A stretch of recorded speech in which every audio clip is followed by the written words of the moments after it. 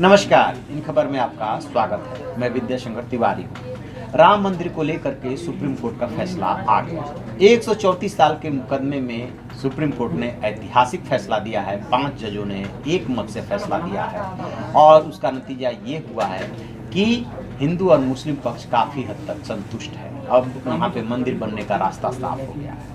मुस्लिम पक्ष को जो है 5 एकड़ ज़मीन मिली है, जहाँ पे वो नई मस्जिद बना सकते हैं। वो सरकार चिन्हित करके उनको दे देगी। इधर ट्रस्ट बनाना है, क्योंकि सुप्रीम कोर्ट ने आदेश दिया है कि ट्रस्ट बनाइए और मंदिर का वो ट्रस्ट मंदिर बनाएगा। कहा जा रहा है कि ट्रस्ट का स्वरूप जो है कुछ सोमनाथ मंदिर ट्रस्ट की तरह हो सकता है, जिसमें केंद्र और प्रदेश सरकार के भी प्रतिनिधि है। इसमें केंद्र और प्रदेश सरकार के प्रतिनिधि के अलावा जो है वो विश्व हिंदू परिषद है, या जो इस आंदोलन से जुड़े रहे हैं, निर्मोही अखाड़ा के लिए सुप्रीम कोर्ट का आदेश है, वो उसमें शामिल होंगे। खैर, ये तो अब एक प्रोसेस शुरू हो गया है और उस प्रोसेस के तहत मंदिर बन जाएगा। 2.5 से 3 साल तक मंदिर बनने में लगेगा। 2023-24 तक मंदिर बन जाएगा और इसको लेकर के बयान भी आने लगेगा।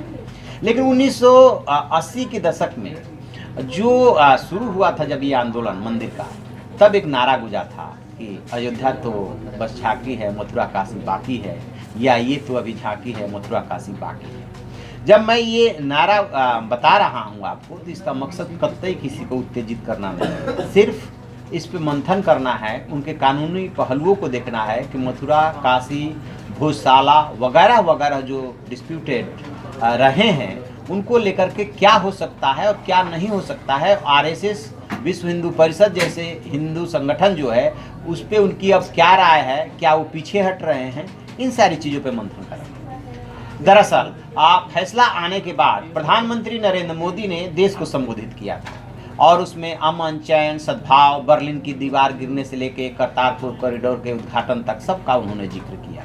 पीएम के नाते जो कुछ भी वो सद्भाव बनाए रखने के लिए कह सकते थे, उन्होंने कहा। आरएसएस प्रमुख मोहन भागवत ने भी प्रेस कॉन्फ्रेंस को संबोधित किया और कहा कि बहुत खुशी है और अब हम सबको जो है विकास और देश के नए निर्माण के लिए जुट जाना चाहिए। अब वहाँ पे मंदिर तो बनने का रास्ता साफ हो गया है। फिर उनसे सवाल पूछा गया था कि मथुरा काशी का क्या होगा, तो उन्होंने कहा था कि आरएसएस कभी सीधे जो है किसी आंदोलन में शामिल नहीं होता है। अयोध्या इसका एक एक्सेप्शन था, अब उस पर फैसला आ गया है, लिहाजा अब नए भारत की बात की। उन्होंने सीधे सीधे बहुत ज़्यादा इसको क्लियर कट जवाब नहीं दिया।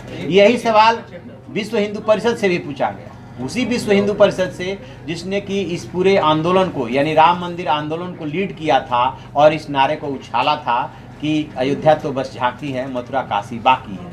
तो उससे विश्व हिंदू परिषद की तरफ से कहा गया कि अभी तो फिलहाल जो है मंदिर को तेज़ी से बनाना है, ये जो फैसला आया है इसकी खुशी मनाइए और मंदिर को तेज़ी से बनाना है, विकास करना है वगैरह वगैरह। तो अब ये सवाल उठता है कि क्या आरएसएस, क्या बीएचपी और बीजेपी ने तो वैसे अपने पॉलिटिकल एजेंडे में सिर्फ अयोध्या को शामिल किया था, लेकिन ये जो दोनों हिंदूवादी संगठन हैं, क्या ये मथुरा और काशी वाले एजेंडे से पीछे हट रहे हैं? क्या उसका निर्माण नहीं हो सकता या नहीं होगा?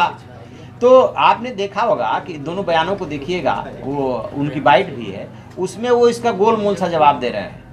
और आरएसएस प्रमुख ने तो ये बात सीधे सीधे कह के एक तरफ पीछे हट गए कि आरएसएस इसमें शामिल ही नहीं होता है ऐसे आंदोलनों में, अयोध्या के एक्सेप्शन था। अब इसके कानूनी पक्ष को देखते हैं। दरअसल हुआ क्या था कि जब ये मंदिर आंदोलन बहुत ज़्यादा तेज हो गया और ऐसा लगने लगा जैसे कि सद्भाव बिगड़ रहा है और दूसरे धर्म स्थलों को लेकर के डिमांड उठने लगी, तो फिर एक कानून बनाया गया था।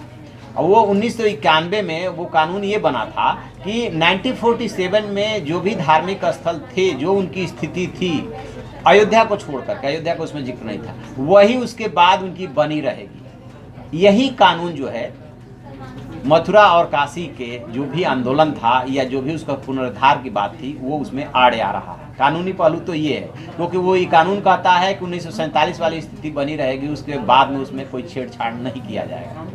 तो हुआ क्या था कि जब आक्रांता इस देश में आए, चाहे जो भी आक्रांता रहा हो, चूंकि बहुत सारे आक्रांता आए, तो जहाँ जहाँ मंदिर था, ऐसा इतिहास बता रहा, ऐसा कहा जाता है, वहाँ वहाँ पे कुछ ने, सबने नहीं, कुछ ने तोड़ करके मंदिर को और मस्जिदें बनवाई। बाद में जब वो चले गए या उनका प्रभाव कम हो गया, तो बाद में ये डिमांड उठने लगी कि इन धर्मस्थलों को इनसे मुक्त कराया जाए। सबसे जो बड़ा डिमांड था वो अयोध्या को लेकर के था। अयोध्या को लेकर के लंबा 134 साल मुकदमे का इतिहास है। पूरा 500 साल 1528 ईस्वी में मीर बाकी ने वो उस मस्जिद को, बाबरी मस्जिद को बनवाई थी। और जो झगड़े का इतिहास है, जो मुकदमे का इतिहास है, वो 134 साल का है और पूरा झगड़ा 500 साल पुराना है। अब जाकर के वो सुप्रीम कोर्ट से डिसाइड हुआ है। तो क्या मथुरा, काशी, भूसाला, ये यदि इन ऐसे मुद्दों को छेड़ा जाता है तो फिर तो ये झगड़ा जो है अंतहीन हो जाएगा, ये सिलसिला कहीं थमेगा ही नहीं। लेकिन इन तीनों को लेकर के ये डिमांड रही है, ये नारा गूंजा है।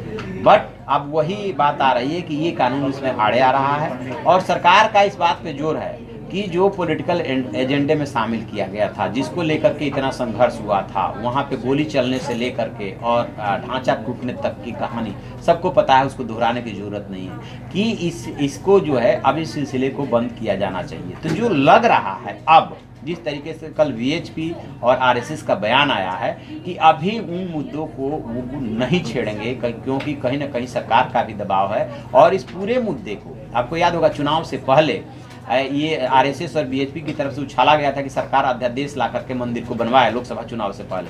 लेकिन तब सरकार ने स्टैंड लिया था कि चूंकि सुप्रीम कोर्ट में मसला है इसलिए इसको छेड़ना ठीक नहीं होगा, हमें फैसले का इंतजार करना चाहिए, सुप्रीम कोर्ट का सम्मान करना चाहिए। और अब फैसला आ गया है और सरकार ने बखूबी इस पूरी परिस्थिति को संभाला है सद्भाव बनाए रखने के लिए। विदेश के कम से कम 2 दर्जन देशों के राजदूतों को तत्काल फैसला आने के बाद ब्रीफ कर दिया गया था। तो अभी सरकार कोई नया एजेंडा नहीं छेड़ना चाहती और उसी हिसाब से जो हिंदूवादी संगठन है वो भी गोलमोल बातें कर रहे हैं। लेकिन हो सकता है कि आगे चल करके फिर से वो इन मुद्दों को उठाए। यदि वो उठाते हैं, यदि वो कुछ करते हैं तो मान के चलिए कि ये जो कानून जो 1991 में बना था फिर जो है उसमें संशोधन करना पड़ेगा। यही वजह है कि अभी कोई कुछ सीधे सीधे बात नहीं बोल रहा है। तो देखते हैं कि मथुरा काशी का क्या होता है। तो आप ऐसी खबरों के लिए देखते रहिए हमारा डिजिटल चैनल इन खबर। Thank you. इन खबर चैनल को सब्सक्राइब करें और बेल आइकन दबाना ना भूलें।